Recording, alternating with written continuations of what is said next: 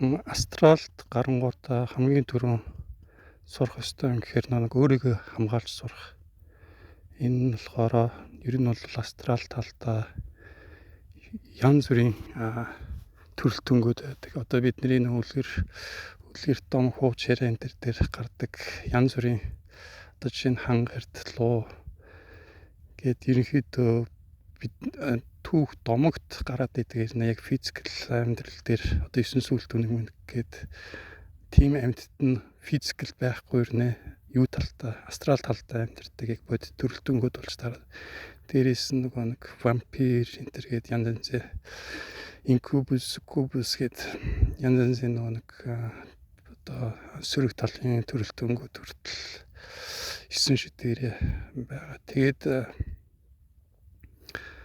одоо янз бүрийн төрөлтөн дайралтуудаас хамгаалж сурахын тулд одоо өөрийнхөө хүч чадлыг яг астрал талдаа ийм би чадамжтай байж тийм өөрийгөө хамгаалах чадамжтай байж гэдгийг одоо мэдрэх хэрэгтэй.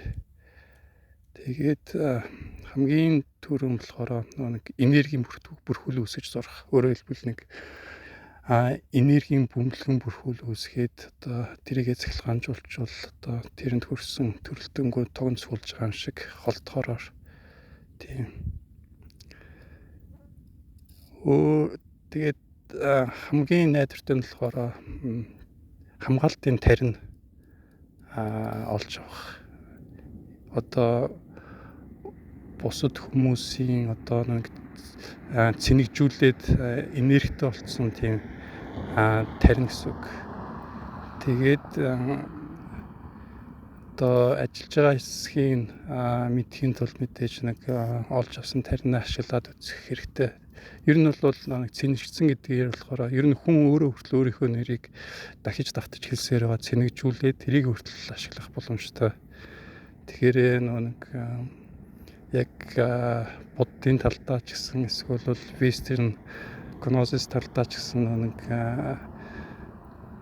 одоо хүмүүс давтаж хэлсээр байгаа цэнэгчсэн тийм тарин олж авах юм бол тэрийг ашиглаад одоо яг астрал талдаа одоо дайралтын өртөнгөөтэй одоо өөрийгөө хамгаалах зорилгоор тийм тарин ашиглаж сурах хэрэгтэй.